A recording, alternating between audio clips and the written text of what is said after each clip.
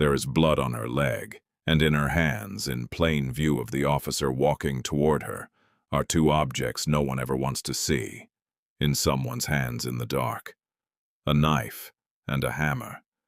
She does not run, she does not scream. She simply opens her fingers and lets them fall to the pavement. What happened in the hours before this moment would turn out to be one of the strangest and most disturbing cases Daytona Beach, Florida had investigated in years. And what happened in the hours after, in an interrogation room with a can of soda, would become almost as infamous as the killing itself. If true crime cases that reveal how ordinary moments unravel into something horrifying keep you coming back, this is exactly the kind of investigation worth sitting with. Hit like, subscribe, and turn on notifications, because we are about to walk through every confirmed detail of this case, from the fire that first alerted police to the courtroom testimony that finally explained why it happened. It begins just before 2 in the morning, on the 1st of July. A concerned citizen flags down a Daytona Beach police officer on patrol, pointing toward a residence on the 600 block of Clark Street. Smoke is visible. Within minutes, fire crews are on scene, working to put down flames that have taken hold of the second story of a modest 2-story home. It looks at first glance like an ordinary structure fire, the kind firefighters respond to dozens of times a year, caused by anything from a faulty space heater to an unattended candle. But as the flames are brought under control and crews move through the smoldering upstairs bedroom, they find something that turns this from a fire call into a homicide investigation. A man is lying face down on the floor. He is not moving. Paramedics are called in immediately, but there is nothing they can do. He is pronounced dead at the scene. For a moment, the working theory among first responders is the one that makes the most sense, given the circumstances. An elderly man, alone in a burning building, overcome by smoke before he could get out. It would be a tragedy, but a familiar one. The kind investigators see, played out in house fires every year. But as investigators look closer, the cause of his death becomes clear, and it has nothing to do with smoke or flame. He has suffered blunt force trauma to the back of his head, along with multiple stab wounds to his torso. The fire, it would turn out, was not the cause of death at all. It appears to have been set afterward, not as the cause of this man's death, but as something else entirely.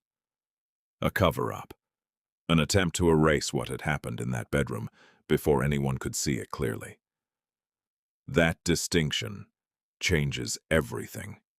The moment fire investigators and homicide detectives realize they are not looking at an accident, the entire scene shifts in priority.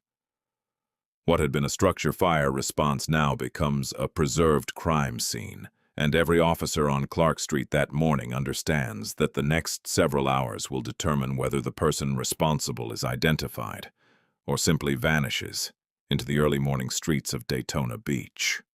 The victim is soon identified as Michael Sarasoli, a 79-year-old man who lived in the home.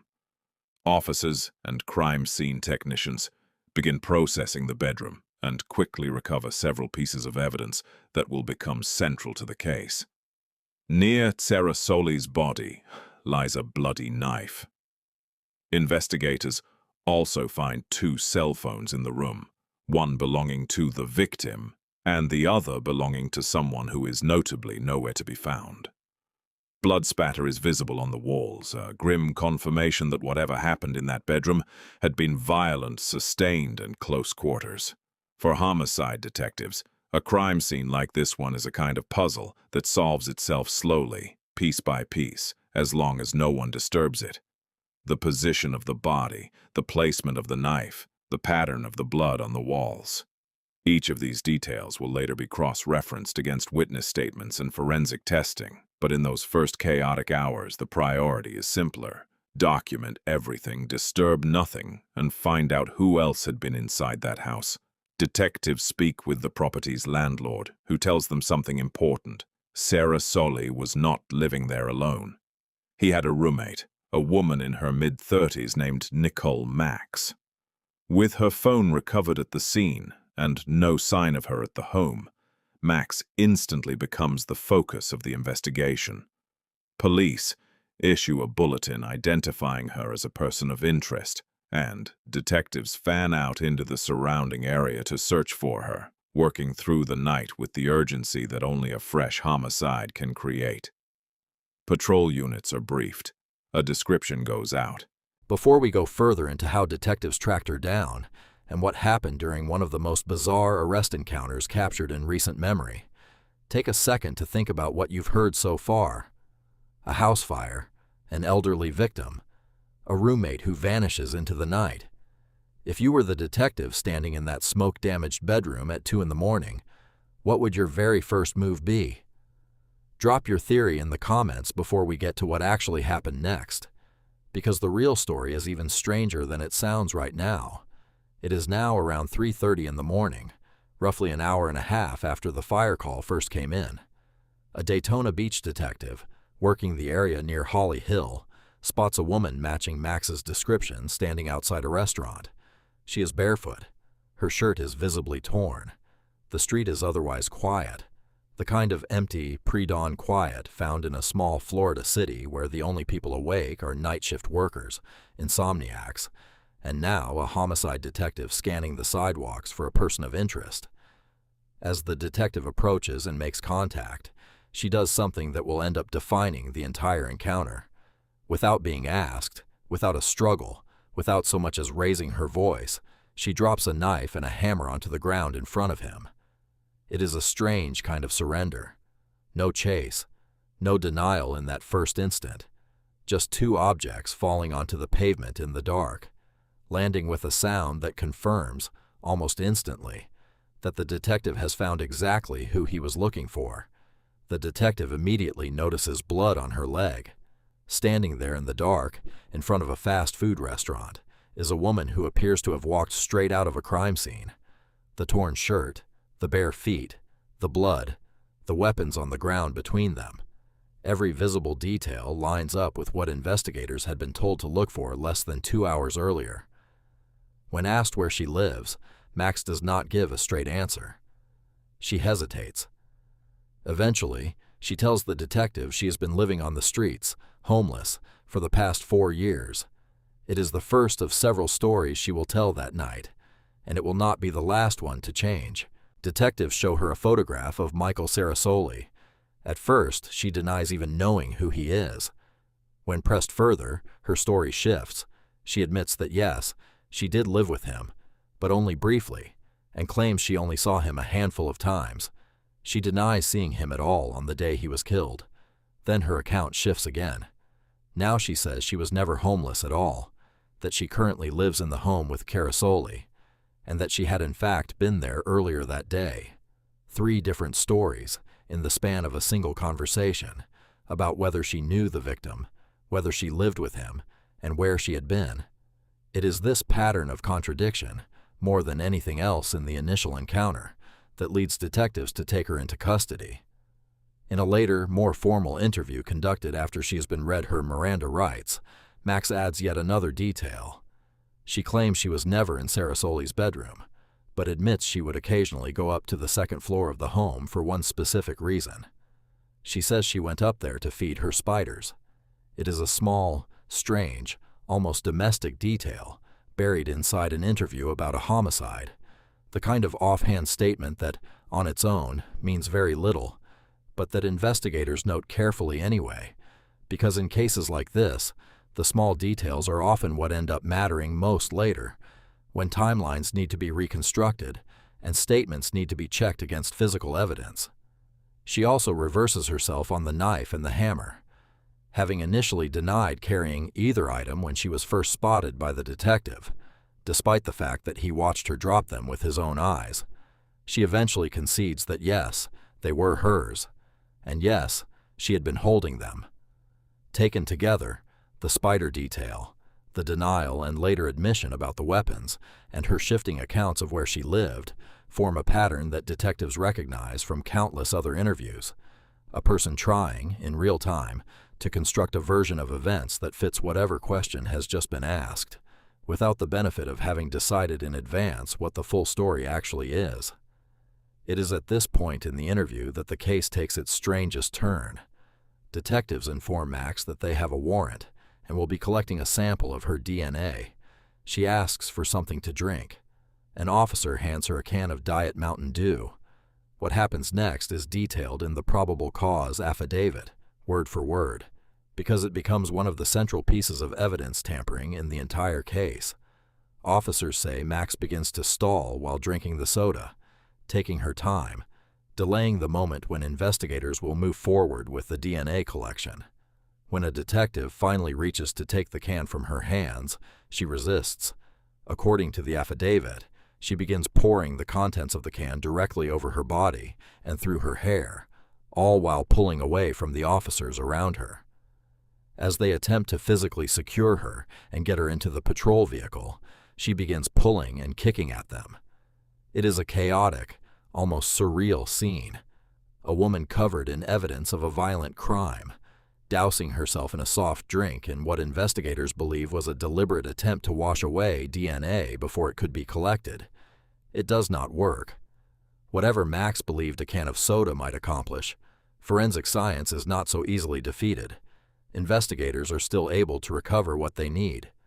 As a result of her actions during the arrest, she is charged not only in connection with the killing itself, but separately with tampering with physical evidence and resisting arrest with violence. In the years since, this single detail, a homicide suspect attempting to destroy DNA evidence with a can of Diet Mountain Dew, has become the detail most people remember about this case, even above the violence that preceded it.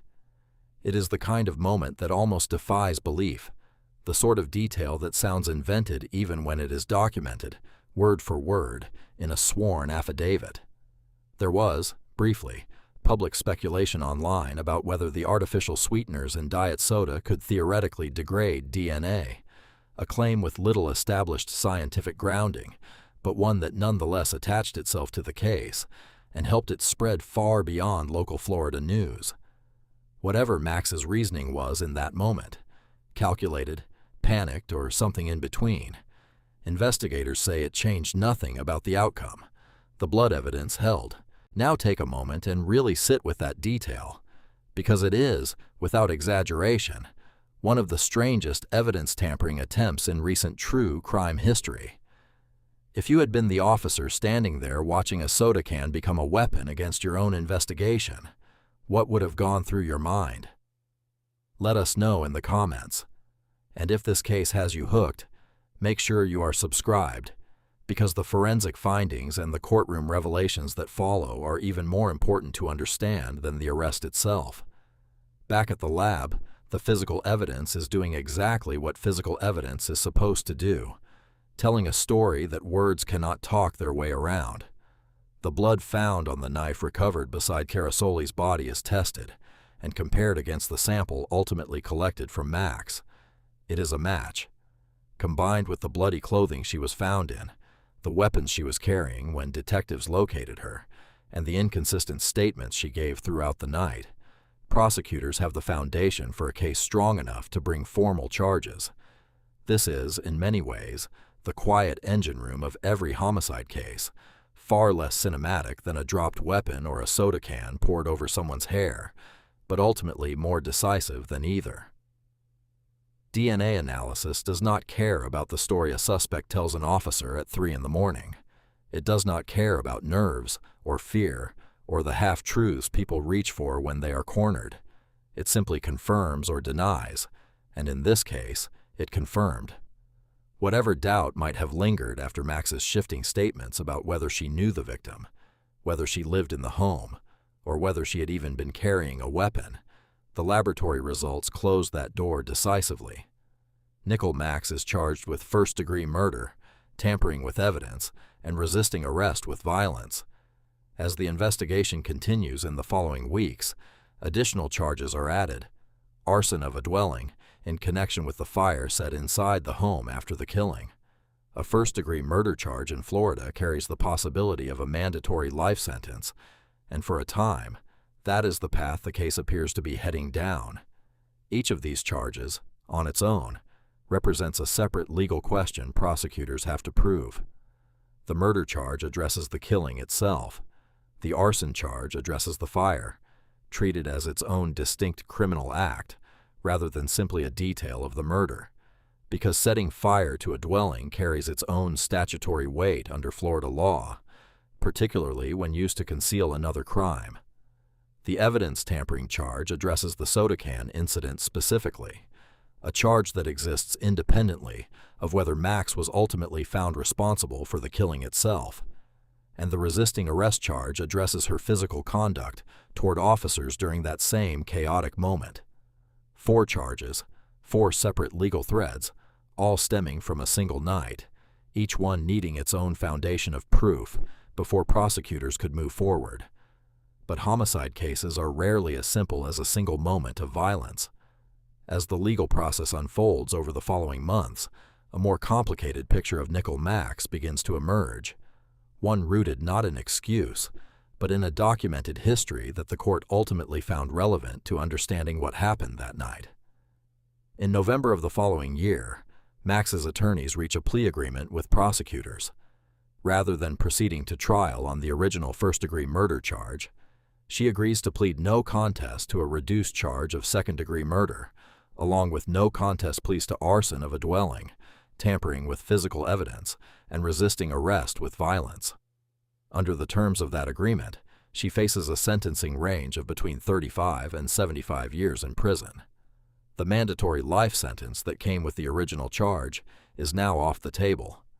It is worth understanding what a plea agreement like this actually represents in a case of this nature. A first-degree murder conviction in Florida requires prosecutors to prove premeditation beyond a reasonable doubt, that the killing was planned, deliberate, and not simply the result of a violent, chaotic episode. By accepting a no-contest plea to second-degree murder instead, both sides avoid the uncertainty of a full trial, where a jury would have had to weigh not only the physical evidence, but the psychiatric testimony likely to be presented regardless of the charge. For prosecutors, it guarantees a substantial prison sentence without the risk of an acquittal or a lesser outcome at trial. For the defense, it removes the possibility of a mandatory life sentence entirely. It is also worth understanding just how difficult it actually is to destroy DNA evidence once it has already been deposited on skin, clothing, or fabric, regardless of what someone pours over it. Forensic DNA does not sit on the surface of skin the way dirt or grime might, once blood has dried into fibers or settled into the small creases of skin and hair. It becomes remarkably resistant to casual attempts at removal. Crime labs are equipped to recover trace evidence even from clothing that has been washed, let alone simply doused. In that sense, the soda can moment was never really a viable strategy for destroying evidence. It was, more than anything, a desperate and ultimately self-defeating act that ended up adding an additional criminal charge to an already serious case. Investigators are trained to recognize behavior like this not as evidence of innocence, but very often as the opposite, a sign of consciousness of guilt, an instinctive, panicked attempt to undo something that has already happened and cannot be undone. This is part of why true crime cases like this one resonate with so many people. They are rarely about a single dramatic twist. They are about watching, piece by piece, how a person's own choices in the hours after a crime, choices made under stress, exhaustion, and fear of consequence, end up reinforcing the very case being built against them.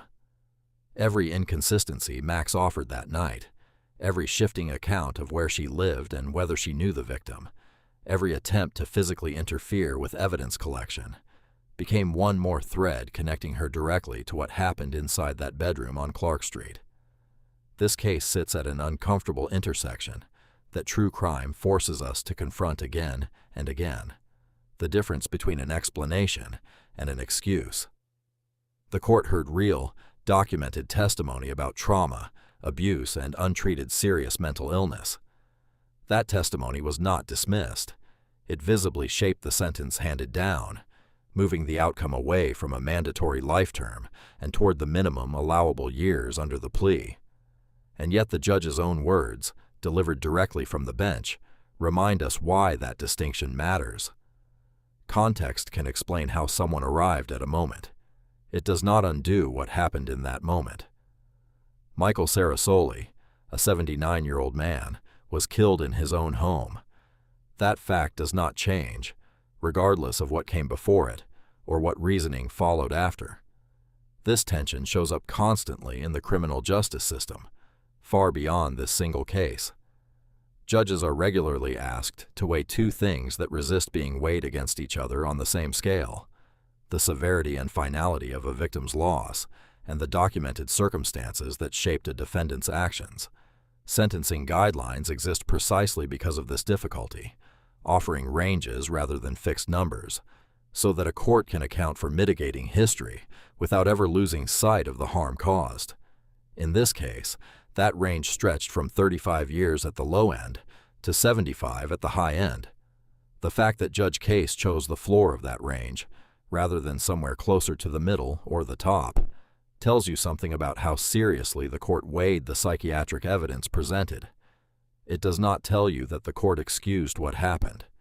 The 35 years handed down were still, by any ordinary measure, a sentence that will likely consume the majority of the remainder of Max's adult life. There is also something worth sitting with in how ordinary the early moments of this case looked from the outside. A fire call, a welfare check, a woman standing barefoot outside a restaurant before sunrise. None of it announced itself, at first glance, as the final chapter of a homicide investigation. It is only when you start asking the right questions. Why was she barefoot? Why was her story changing by the minute? Why was she carrying exactly the kind of weapons that had just killed a man across town? That the picture begins to take its true shape. That is, in many ways, the entire engine of real investigative work. Not dramatic breakthroughs, but the slow, careful accumulation of small inconsistencies until they can no longer be explained away. At her sentencing hearing in September, both the defense and the court explore what led to that night on Clark Street. A court-appointed psychiatrist testifies that he diagnosed Maks with schizoaffective disorder, bipolar type, along with post-traumatic stress disorder, conditions that, according to his testimony, had been significantly worsened by an extended period without medication. Medical records presented to the court indicate she had gone roughly 6 months without her prescribed treatment in the lead-up to the killing. The psychiatrist testifies that, in his clinical assessment, Maks was experiencing hallucinations at the time of the offense, a direct result of being unmedicated. According to his account of her statements, she believed Sarasoli was drugging her and assaulting her, and that he was doing so under the direction of a motorcycle gang she described herself as having once been affiliated with. Her defense attorney describes a documented history in which Maks had reportedly been treated by this group as property, subjected to ongoing physical and sexual abuse. Family members who testified on her behalf corroborate parts of this traumatic history. One sister recounts a deeply disturbing video she says she received years earlier, showing Maks bound and being tortured, including sexually. She describes the sender as unidentified and recalls watching the footage while screaming and in distress. This kind of testimony places a courtroom in an uncomfortable position, and it is worth understanding why. A diagnosis of schizoaffective disorder does not erase legal responsibility for a killing. Florida law sets a notoriously high bar for an insanity defense, one that Maks's team never attempted to invoke.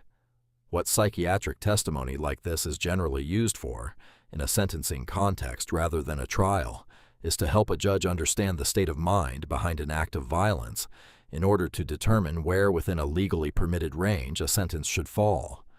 It does not ask the court to excuse the crime. It asks the court to understand it. Family members also describe a different side of Maks entirely. When she was on her medication, they say, she was hard-working, protective of the people she loved, and in their words, a wonderful person to be around. It is a portrait of two very different lives occupying the same person, separated by whether or not she had access to consistent psychiatric care. For the people who testified on her behalf, this was perhaps the hardest part of the entire ordeal, describing under oath both the sister and daughter they knew, and the person capable of the violence that took Michael Sarasoli's life. The public defender representing Maks tells the court plainly that her client had been betrayed by people throughout her life, and that ultimately her own mind betrayed her as well, a combination her attorney argues led directly to the killing. Circuit Judge Leah Case, presiding over the sentencing, acknowledges the weight of that history, but is careful not to let it overshadow the reality of what occurred. The judge states directly that the court cannot lose sight of the fact that a man lost his life. In the end, Judge Case hands down a sentence of 35 years in a state correctional facility, the minimum allowed under the plea agreement. Maks is credited with 562 days already served in the Volusia County Branch Jail. As part of her sentence, she is also ordered to undergo psychiatric treatment, with an extended probationary period to follow her eventual release, during which continued mental health treatment will remain a requirement. At the close of the hearing, tearful family members are permitted to embrace her across the courtroom bar before she is led away, a brief, quiet moment that stands in stark contrast to everything that brought the room to that point. It is worth pausing on the central irony of this case, the detail that made it spread far beyond local news and into true crime communities across the country. A woman accused of a brutal, calculated act of violence, stabbing and beating a 79-year-old man to death, then setting fire to his bedroom in an apparent attempt to destroy evidence, was ultimately undone not by some elaborate forensic breakthrough, but by something almost absurdly mundane: a can of soda. Whether Maks genuinely believed that pouring a sugary drink over her body and hair could erase DNA evidence, or whether her actions in that moment were simply the product of panic and a mind in crisis, we cannot say for certain. What we do know is that it did not work. The blood evidence held, the knife matched, and the contradictions in her own statements, given freely and repeatedly across that single night, did as much to build the case against her as any piece of physical evidence recovered from the scene. It is also worth understanding just how difficult it actually is to destroy DNA evidence once it has already been deposited on skin, clothing, or fabric, regardless of what someone pours over it. Forensic DNA does not sit on the surface of skin the way dirt or grime might. Once blood has dried into fibers or settled into the small creases of skin and hair, it becomes remarkably resistant to casual attempts at removal. Crime labs are equipped to recover trace evidence even from clothing that has been washed, let alone simply doused. In that sense, the Sodacan moment was never really a viable strategy for destroying evidence. It was, more than anything, a desperate and ultimately self-defeating act that ended up adding an additional criminal charge to an already serious case. Investigators are trained to recognize behavior like this, not as evidence of innocence, but very often as the opposite, a sign of consciousness of guilt, an instinctive, panicked attempt to undo something that has already happened and cannot be undone. This is part of why true crime cases like this one resonate with so many people. They are rarely about a single dramatic twist. They are about watching, piece by piece, how a person's own choices in the hours after a crime, choices made under stress, exhaustion, and fear of consequence, end up reinforcing the very case being built against them. Every inconsistency Maks offered that night, every shifting account of where she lived and whether she knew the victim, every attempt to physically interfere with evidence collection, became one more thread connecting her directly to what happened inside that bedroom on Clark Street. This case sits at an uncomfortable intersection that true crime forces us to confront again and again: the difference between an explanation and an excuse. The court heard real, documented testimony about trauma, abuse, and untreated serious mental illness. That testimony was not dismissed. It visibly shaped the sentence handed down, moving the outcome away from a mandatory life term and toward the minimum allowable years under the plea. And yet the judge's own words, delivered directly from the bench, remind us why that distinction matters. Context can explain how someone arrived at a moment. It does not undo what happened in that moment. Michael Carasoli, a 79-year-old man, was killed in his own home. That fact does not change, regardless of what came before it or what reasoning followed after. This tension shows up constantly in the criminal justice system, far beyond this single case. Judges are regularly asked to weigh two things that resist being weighed against each other on the same scale: the severity and finality of a victim's loss, and the documented circumstances that shaped a defendant's actions.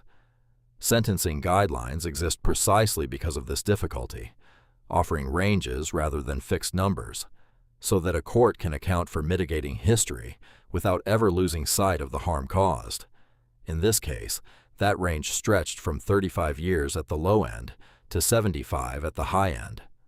The fact that Judge Case chose the floor of that range, rather than somewhere closer to the middle or the top, tells you something about how seriously the court weighed the psychiatric evidence presented. It does not tell you that the court excused what happened. The 35 years handed down were still, by any ordinary measure, a sentence that will likely consume the majority of the remainder of Max's adult life. There is also something worth sitting with in how ordinary the early moments of this case looked from the outside. A fire call, a welfare check, a woman standing barefoot outside a restaurant before sunrise. None of it announced itself, at first glance, as the final chapter of a homicide investigation. It is only when you start asking the right questions. Why was she barefoot? Why was her story changing by the minute? Why was she carrying exactly the kind of weapons that had just killed a man across town? That the picture begins to take its true shape. That is, in many ways, the entire engine of real investigative work. Not dramatic breakthroughs, but the slow, careful accumulation of small inconsistencies until they can no longer be explained away. It is also worth remembering how easily this case could have gone differently. If Max had simply continued walking that night, if the detective patrolling Holly Hill had been a few minutes behind, if the knife and hammer had been discarded somewhere other than directly in front of an officer's feet, the timeline of this investigation, and possibly its outcome, could have looked entirely different. Homicide cases are often decided not by some singular dramatic confrontation, but by a long chain of small, almost mundane coincidences.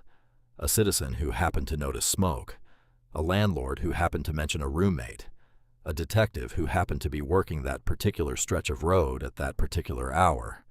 Remove any one link from that chain, and the entire case could have unfolded on a different timeline, or not at all.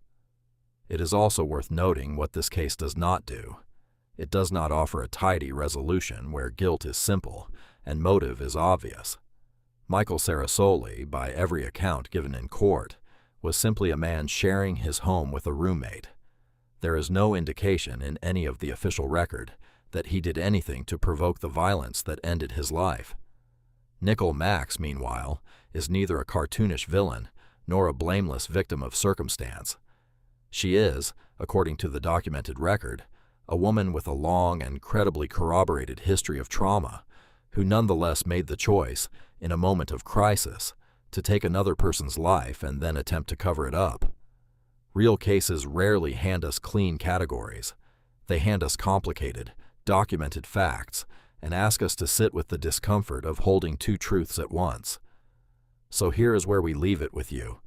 Based purely on what you have just heard, the fire, the weapons dropped without resistance, the shifting stories, the soda can, the diagnosis, and the sentence finally handed down.